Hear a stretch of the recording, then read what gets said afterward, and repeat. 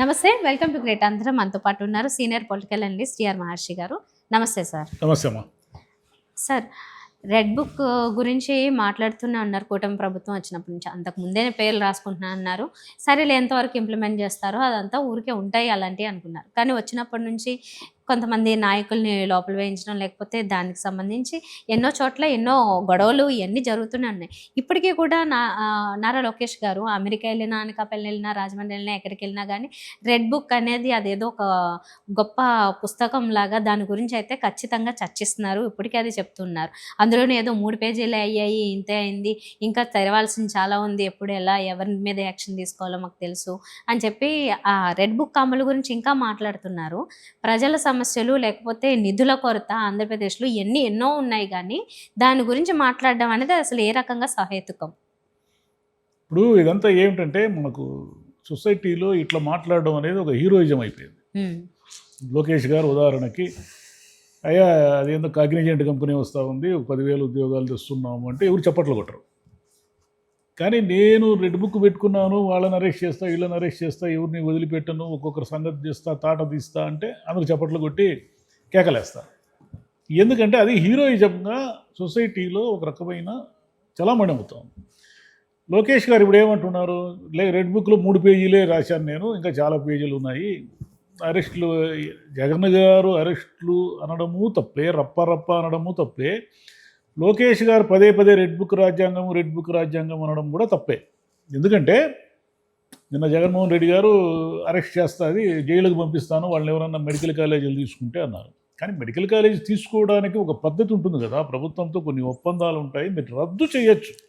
కానీ అది ఏదో చట్ట విరుద్ధమైన పని, ఒక ప్రభుత్వం అప్పచెప్పిన పని పూర్తిగా చట్ట విరుద్ధము అని జైల్లో పెట్టడం అనేది ఎలా సాధ్యము? మనకు ఒక రూల్స్, పద్ధతులు, చట్టాలు ఉంటాయి కదా.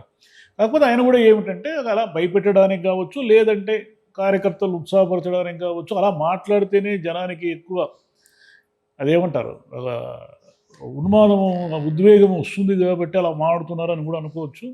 ఈయన లోకేష్ కూడా అదే మాడుతున్నాడు.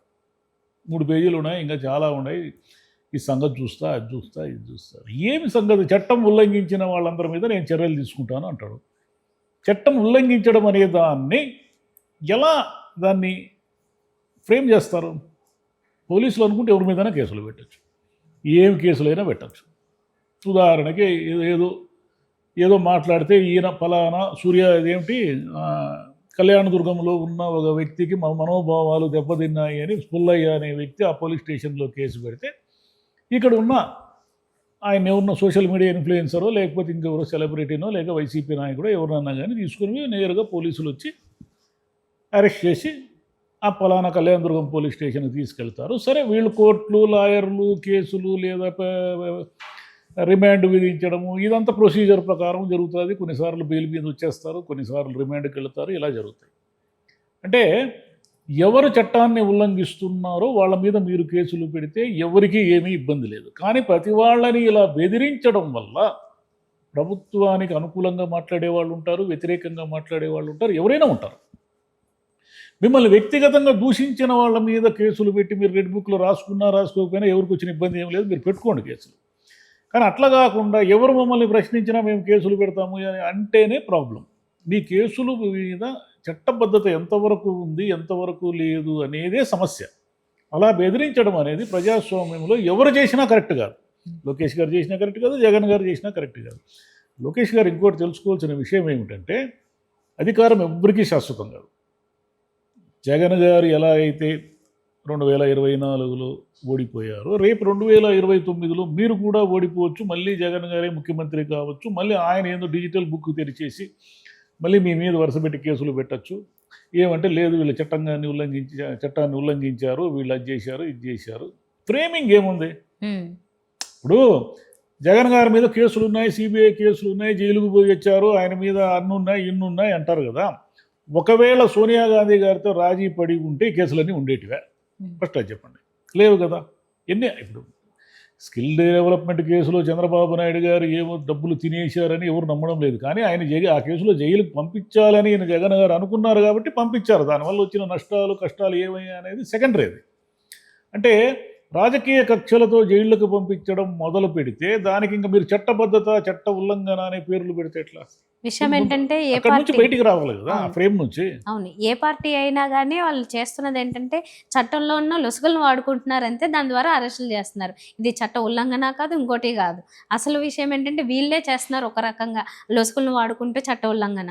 దానివల్లే ఎవరు అరెస్ట్ అవ్వాలన్నా ఈళ్ళు ఈజీ అనుకుంటే వాళ్ళని అరెస్ట్ చేయడం అంతే ఏదో ఎవరైనా ఒకటి చేయొచ్చు. పెట్టి. కేసులు పెట్టేది ఏముంది? హ్మ్. పలానా ఊర్లో ఆయనకి ఏవో మనోభావాలు దెబ్బతిన్నాయని ఆయన కంప్లైంట్ ఇస్తే ఆ కేసు ఆధారంగా ఎవరినైనా వచ్చి అరెస్ట్ చేయొచ్చు. హ్మ్. రూల్స్ ఏముండవు దానికి. అవును. తర్వాత కోర్టులో మీరు దోష నిర్దోష అనే ప్రొసీజర్ తేలడానికి టైం పడుతుంది కదా. అంతే. కొన్నిసార్లు వెంటనే బెయిల్ రావచ్చు, కొన్నిసార్లు కోర్టు చీవాట్లు పెట్టచ్చు, లేదంటే కొన్నిసార్లు కోర్టు రిమాండ్కి ఇవ్వచ్చు, ఏమైనా జరగచ్చు హ్మ్. అక్కడ ఉన్న సిచ్యువేషన్ బట్టి. అవును. లోకేష్ గారు అర్థం చేసుకోవాల్సింది ఏమంటే 29లో మీరు అధికారం కోల్పోతే ఇట్లా మాట్లాడిన వాళ్ళ పరిస్థితి అంతా ఏమిటి? పోయినసారి వైసీపీలో ఇట్లా మాట్లాడిన వాళ్ళందరూ ఇబ్బందులు పడుతున్నారా లేదా? రేపు పొద్దున మీ పరిస్థితి కూడా అదే కదా. ఆయన వదులుతాడా మిమ్మల్ని? హ్మ్. వదిలిపెట్టాడు కదా. సేమ్ అదే రిపీట్. అంటే ఆంధ్రప్రదేశ్లో ఇదే కక్ష రాజకీయాలు ఇవే నడుస్తూ ఉంటే ఇంక మీరు డెవలప్మెంట్ చేసేది ఎప్పుడు? మీరు చెప్పింది ఏమిటి? అదిగో లక్షల ఉద్యోగాలు తెస్తాను, ఇదిగో లక్షల కోట్ల పెట్టుబడి తెస్తాను, సంపద సృష్టిస్తాను, సూపర్ 6 ఇస్తానని మీరు మీ నాన్నగారు చెప్పారు కదా. చెప్పినా కదా దాంట్లో ఎన్ని చేశారు, ఎన్ని చేయలేదు? మీ దగ్గర మీరు సంపద సృష్టించే వాళ్ళైతే ఈరోజు పోయి మోదీ గారిని, నిర్మలా సీతారామన్ గారిని మేము అప్పుల్లో ఉన్నాము, మేము కష్టాల్లో ఉన్నాం, సాయం చేయండి మహాప్రభు అని అడిగారు కదా. ఈరోజు పేపర్లు అన్నింటిలో హెడ్లైన్స్ అదే కదా. కేంద్రాన్ని సాయం కోరిన చంద్రబాబు, ఆర్థిక పరిస్థితి బాగలేదన్న చంద్రబాబు అని ఉంది కదా. హ్మ్. మరి మీరు సంపద ఎక్కడ సృష్టించారు 18 నెలల తర్వాత? అది చెప్పండి. అది కదా లోకేష్ గారు చెప్పాల్సింది. లోకేష్ గారు చెప్పాల్సింది ఏమిటి? ఈ 3.5 సంవత్సరాల్లో మేము అమరావతి కడతాం, పోలవరం పూర్తి చేస్తాం, లక్షల ఉద్యోగాలు ఇస్తాం, సూపర్ 6 చేస్తాం, చేయకపోతే మమ్మల్ని నిలదీయండి అని కదా ప్రజలకు చెప్పాల్సింది. హ్మ్. నేను రెడ్ బుక్లో వాళ్ళని పెడతా, అరెస్ట్ చేస్తా, వీళ్ళని అరెస్ట్ చేస్తా, 3 పేజీలే ఉన్నాయి, ఇంకా 290 పేజీలు ఇంకా ఖాళీ పెట్టుకుని ఉన్నాను, వరుస పెట్టి రాస్తాను పేర్లన్నీ. రాయండి, అరెస్ట్ చేయండి, ఏమవుతుంది? అరెస్ట్ చేస్తే జైలుకు పోతారు, లేదా రిమైండ్ మళ్ళీ విడుదలై వస్తారు, లేదా బెయిల్ వస్తారు, కోర్టులో కేసులు నడుస్తాయి. చంపేయరు కదా, మనుషుల్ని ఏం చంపేయరు కదా. లేదు అది కూడా చేయాలి అనే కాలం ఒకటి ముందు వస్తే మనం చెప్పలేం. హ్మ్. జైలుకు పోయిన వాళ్ళ జైలు నుంచి బయటికి రాకుండా చేసే కాలం 5-10 ఏళ్ల తర్వాత కొత్త నాయకులు ఎవరైనా పుట్టి పూర్తిగా ఇంకా విలన్లే హీరోలుగా మారే ఒక కాలం వచ్చి ఒక 10-20 ఏళ్ళు ఇంకా ఇప్పటికి రాలేదు. వస్తే మనం ఏం చేయలేము. తర్వాత జనరేషన్లు దాన్ని ఫేస్ చేయాల్సిందే. ఎవరు మాత్రం ఏం చేస్తారు? హ్మ్.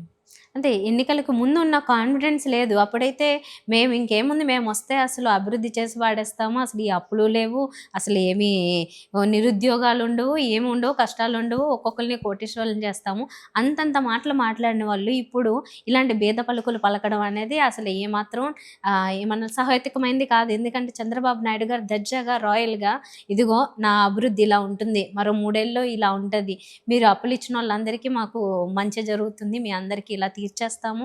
దర్జాగా మీరు ఇవ్వచ్చు. మాకు ఎవరిచ్చినా గానీ మీ పైసా ఏడికి పోదు. ఇలాంటి మాటలు మాట్లాడకుండా మాది బీద దేశము, మా రాష్ట్రము మాకు ఇలా ఇవ్వండి. రాష్ట్ర పరిస్థితి బాలేదు అంటే ఈయన మీద ఉన్న నమ్మకం ఈయనకే లేదప్పుడు. అప్పుడున్న నమ్మకం, కాన్ఫిడెన్స్ ఇప్పుడు కనిపించట్లేదు. అంటే ఇది రానున్న 3 ఏళ్లలో కూడా ఆ నమ్మకం లేదనే అనిపిస్తుంది ఇప్పుడు మాటలు చూస్తుంటే. చూద్దాం, కాలం నిరూపిస్తుంది కదా. లోకేష్ గారు ఇలా మాట్లాడుతున్నారని చంద్రబాబు నాయుడు గారు ఇట్లా మాట్లాడరు. మరి గమనించండి, ఆయన టోటల్ రాజకీయాన్ని అంతా మనం గమనిస్తే ఇలా బెదిరింపు ధోరణిలో నీ సంగతి చూస్తా, నీ అంత చూస్తా అన్నట్టుగా ఆయన ఎప్పుడు అధికారంలో ఉండగా ఉంటారు. కాకపోతే ఇది కొత్త జనరేషన్ కాబట్టి లోకేష్ గారు స్టార్ట్ చేశారు. లోకేష్ గారు ఎప్పటికైనా ఇబ్బందుల్లో పడతారని తెలిసే చంద్రబాబు నాయుడు గారు, మీరు బాగా గమనిస్తే మోదీ గారితో బీజేపీ ప్రభుత్వం ఇప్పట్లో కాంగ్రెస్ పరిస్థితి చూస్తే కాంగ్రెస్ వచ్చేటట్లు లేదు, ఎప్పటికైనా మోదీ గారి హవానే నడిచేటట్టుందని మోదీ గారిని ఏ సందర్భం వచ్చినా కూడా భయంకరంగా పొగిడేస్తున్నాడు ఆయన. దేవుడు ఆయన, అది ధర్మప్రభువు, ఆయన దేశాన్ని అది చేశాడు, ఇది చేశాడు. అంటే ఏమైనా ఒకవేళ తేడా వచ్చి జగన్ అధికారంలోకి వస్తే సేఫ్ సైడ్గా కనీసం లోకేష్ ఇట్లా మాట్లాడడం వల్ల ఈ ప్రొటెక్షన్ అన్నా ఉంటుంది.